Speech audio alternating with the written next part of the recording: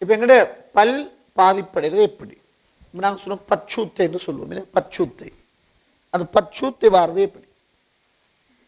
வாய்க்குள்ள புழு வந்து பச்சூத்தை வாருது அப்படியா? இல்லை நாங்கள் சின்ன பிள்ளைகள் ப்ரஷ் பண்ணாட்டி ஏமாத்துறோம் இல்லையா? எப்படி ஏமாத்துறோம்? வாய்க்குள்ள புழு வரும், பூச்சி வரும் இல்லையா, பல்ல கடிச்சு போடும் ஏமாத்துறோம். இந்த பல் பாதிப்பட முக்கிய காரணம் என்னன்னு நாங்கள் பார்ப்போம். முக்கியமா இந்த பல் பாதிப்புடைய காரணம் என்னன்னா அமிலம்தான் காரணம். பல் பாதிப்புடைய முக்கிய காரணம் அமிலம் ஆக இருக்கும். அமிலம் ஆக இருக்கும். இந்த அமிலம் எப்படி வருதுன்னு பார்ப்போம். இப்போ நாங்கள் உணவு உட்கொண்டால், விசேடமாக வெல்லங்களை நாங்கள் உட்கொண்டால், உணவை உட்கொண்டா அந்த உணவு துணிக்கையில் என்ன செய்யும் என்றால் என்னோட பற்களுக்கு இடையில் தேங்கும். இந்த பற்களுக்கு இடையில் சின்ன சின்ன இடைவெளிகள் இருக்கும். அந்த இடைவெளிகளுக்குள்ள இந்த உணவு துணிக்கைகள் தேங்கும். விசேடமாக வெல்லங்கள் தேங்கும் போது அந்த வெல்லத்தின் மீது எங்களோட வாய்க்குழிக்குள்ள காணப்படுகின்ற பாக்டீரியா தொலைப்படும். பாக்டீரியா தொலைப்பட்டு அந்த வெல்லத்திலிருந்து அமிலம் உருவாகும். வாய்க்குழிக்குள்ள பற்களுக்கு இடையில உணவு தேங்கினால், விசேடமாக வெல்லம் தேங்கினா அந்த வெல்லத்தின் மீது பாக்டீரியா தொழிற்படும். வெல்லத்தின் மீது பாக்டீரியா தொழிற்பட்டா அந்த வெல்லத்திலிருந்து அமிலம் உருவாகும். அமிலம் உருவானா இப்ப இந்த அமிலம் என்ன செய்யும்னா படிப்படியாக எங்களுடைய மிழுவையை கரைக்கும். நான் கொஞ்சம் முன்னுக்கால சொன்னேன், மனித உடல்ல உள்ள மிக உறுதியான ஒரு பதார்த்தம்னு சொன்னேன். ஒரு பதார்த்தம் மிழுறி. இப்படி அமிலம் தொடர்ந்து எங்களோட வாய்க்குழிக்குள்ள உருவானா அந்த அமிலம் பேத்து என்ன செய்யும்னா இந்த மிழுறியை கரைக்கும். அமிலம் பேத்து மிழுறியை கரைச்சா இப்ப மிழுறி கரையும். இப்ப மிழுறி கரையும். இப்ப இந்த இடத்துல ஒரு பார்க்கலும் மிழுறி கரைஞ்சாச்சு. இந்த இடத்துல மிழுறி கரைஞ்சாச்சு. இப்ப மிக உறுதியான பதார்த்தம் தான் மிழுறி. மிழுறியை போட்டு தாக்கிச்சு. யார் போட்டு தாக்கிச்சது? அமிலம். இப்ப மிழுறியை போட்டு தாக்கிட்டா பன்முதலை போட்டு தாக்குறது பெரிய வேலை இல்லை. இப்ப அமிலம் என்ன செய்யும்னா பன்முதலை போட்டு தாக்கும். அமிலம் பன்முதலை போட்டு தாக்குனா இப்ப பல்லில ஓட்டம் வந்துடும்.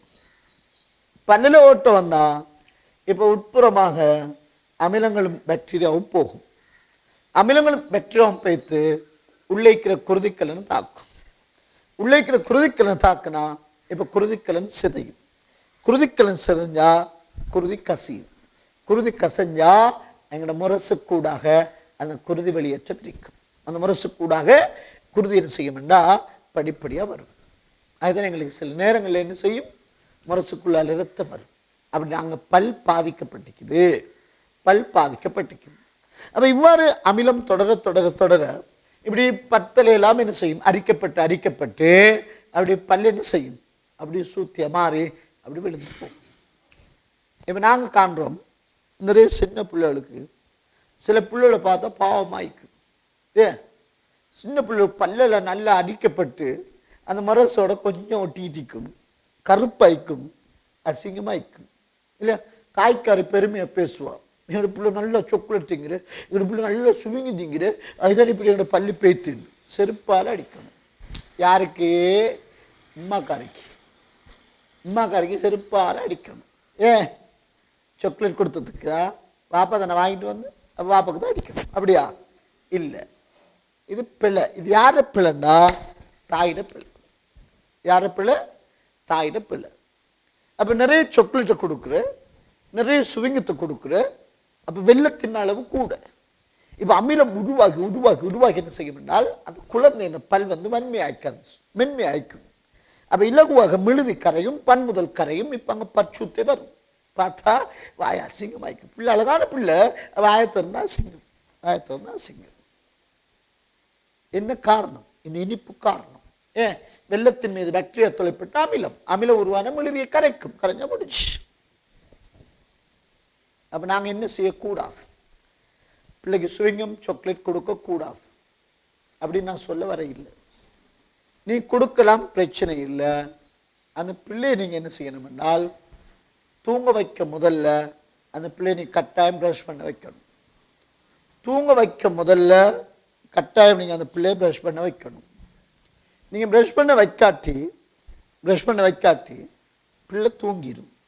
அப்போ தூக்கத்தில் உமிழ்நீர் விழுங்கப்படாது. அது விழுங்கப்படாட்டி அந்த வாய்க்குழிக்குள்ள உமிழ்நீர் அப்படி நிற்கும். உள்ளே இருக்கிற அந்த வெள்ளத்தின் மீது பாக்டீரியா தொழிற்பட்டு அமிலம் உருவாகி இரவு முழுவதும் வாய்க்குழிக்குள்ள பற்கள் அப்படி அமிலத்தில் மிதக்கும். அமிலத்தில் மிதக்கக்குள்ள இப்ப அமிலம் பேத்து என்ன செய்யும்? மிழுதியை கரைக்க இப்ப பண்புதெல்லாம் கரைஞ்சு அப்படி மாறும். அதனால நீங்க சுவிங்கம் கொடுத்தோ சாக்லேட் கொடுத்தோ எனக்கு பிரச்சனை இல்லை. நீங்க என்ன செய்ய கட்டாயம் பிள்ளைய ப்ரஷ் பண்ண பழக்கணும். சின்ன பிள்ளைகள் ப்ரஷ் பண்ண வராது. நாங்கள் தூக்கிட்டு போயிட்டு ஏமாத்தி அதை சொல்லி இதை சொல்லி நாங்கள் என்ன செய்யணும்? ப்ரஷ் பண்ண வைக்கணும். நாங்கள் ப்ரஷ் பண்ண வைக்கணும். இல்லை யார குழந்தைய இப்போ நாங்களே ப்ரஷ் பண்ணுற இல்லை, பிள்ளையை பற்றி யோசிச்சு வேலை இல்லை. முதல்ல நீங்கள் ப்ரஷ் பண்ணணும், அப்புறம் பிள்ளையை இது பண்ணணும். நான் உங்கள்கிட்ட சொல்ல வர்றது, நீங்கள் காலையில் ப்ரஷ் பண்ண வேணாம்.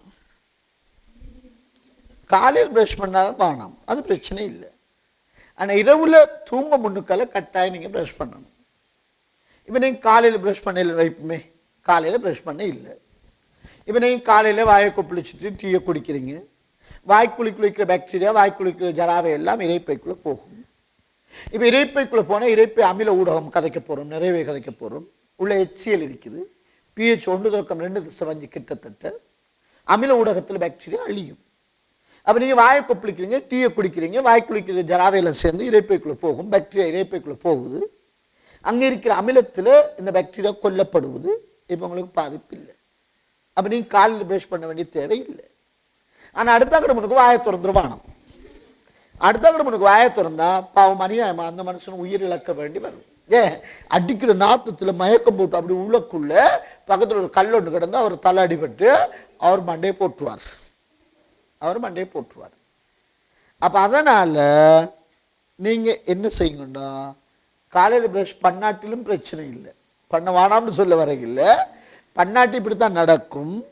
பண்ணாட்டிலும் பிரச்சனை இல்லை. இரவைக்கு நீங்கள் கட்டாயம் ப்ரஷ் பண்ணணும். இரவைக்கு நீங்கள் ப்ரஷ் பண்ணாட்டி இப்போ நான் ஏற்கனவே சொன்ன மாதிரி உங்களோட பல் வந்து என்ன செய்யும்? பாதிப்படையும். அப்போ நீங்கள் ப்ரஷ் பண்ணணும். அந்த ப்ரஷ் பண்ணுறது அது ஒழுங்காக பண்ணணும். இப்போ சிலதுகள் பண்ண அட்டகாசத்தை நாங்கள் பார்ப்போம். சிலதுகள் ப்ரஷ் பண்ணும்போது ஏற்படுத்தப்படும் அட்டகாசத்தை பார்ப்போம். இது உங்களோட ப்ரஷ். இப்போ இதுக்கு டூத் பேஸ்ட் வைக்கிறேன். இப்படி வள்ளிஞ்சு பீத்திக்கும் நிறைய வைக்கிறேன். ஒரு 3 நேரத்துக்கு பாவிக்கலாம். இவ்வளோத்த வைக்கிறது. இப்போ நாங்கள் ப்ரஷ் பண்ண முன்னுக்கெல்லாம் வாயை கொப்பளிப்போம் இல்லை? வாயை கொப்பளிச்சு அந்த டூத் பேஸ்ட்டுக்கு கொஞ்சம் தண்ணி ஊற்றுவோம். அப்போ வாய் ஈரலிப்பை மாறிடும். அப்போ அங்கே டூத் பேஸ்ட்டு ஈரலிப்பை மாறிடும். இப்போ இது வாய்க்குழிக்குள்ளே போட்டு மரமறுக்கிறேன்னா இங்கே போட்டு இப்படி இழுக்கிறேன். அப்போ இழுக்கக்குள்ள வாய்க்குள்ள அப்படி நுரையால நிரம்பி இங்கே வடிஞ்சு இப்படி தாடி ஒன்று வரும். இப்படி தாடி ஒன்று வந்து அது என்ன செய்யும்? அப்படி அந்த ஆட்டுக்கு தாடி வர மாதிரி வந்து அப்படி நெஞ்சில் விழுந்து அப்படி போகும். இப்போ நீ ப்ரஷ் பண்ண போனது குளிக்க வேண்டி வரும். அப்போ இப்படி மரமறுக்கக்கூடாது. டூத் பேஸ்ட்டை கொஞ்சமாக வைக்கணும். வச்சு நீங்கள் மேலே கீழே ப்ரஷ் பண்ணணும். நீங்கள் இப்படி அறுத்தீங்களோ உணவு துணிக்க வெளியே வராது. இன்னும் நல்ல பற்களுக்கு இடையில இல்லையா அமுக்கப்படும். அந்த பற்களுக்கு இடையில இன்னும் என்ன செய்யணும்? இறுகிக்கொள்ளும். அப்போ வெளியே வராது. அப்போ நீங்கள் மேலே கீழே ப்ரஷ் பண்ணணும். மேலே கீழே நீங்கள் ப்ரஷ் பண்ணினால் இடையில இருக்கிற உணவு துணிக்கு என்ன செய்யும்? வெளியே வரும். ப்ரஷ் பண்ணும்போது அழுத்தி பண்ணக்கூடாது. அழுத்தி பண்ணினா அந்த தூரிகை விளிம்பு விரியும். அந்த தூரிகை நுனி தான் படணும். அப்போ மேலால் தான் பண்ணணும். நுனி படுற மாதிரி தான் பண்ணணும். அப்போ தான் அந்த உணவு துணிக்கு வெளியே வரும். அப்போ சொக்கைக்குள்ள மெதுவாக விட்டு பண்ணணும். அவசரமாக முன்னுக்கு வச்சு இப்படி இழுத்தீங்களோ ப்ரஷ் வலிக்கி விட்டா மேலே முரசு பிச்சு விட்டுரும் இல்லையா? இந்த உதரத்துக்குள்ளால பிச்சு விட்டுரும். தாங்கையில் 2 நாளைக்கு வலி நடந்துக்கே இல்லையா? எனக்குன்னா நடந்துக்கி. இல்லை அவசரத்து போய்த்து ப்ரஷ் பண்ணக்குள்ள ப்ரஷ் வலி குற்றும், வலி குட்டா மேலே குத்தும், உசுறு பெய்த்து வரும், உசுறு பெய்த்து வரும், அவ்வளவுக்கு வலிக்கும். அப்போ நாங்கள் என்ன செய்யணும், மெதுவாக ஆறுதலா இப்படி ப்ரஷ் பண்ணணும், மேலே கீழே ப்ரஷ் பண்ணணும். சரி, ரெண்டாவது ப்ரஷ். அடுத்தது இந்த ப்ரஷ்ஷை கொஞ்சம் அடிக்கடி மாற்றிக்கொள்றது நல்ல.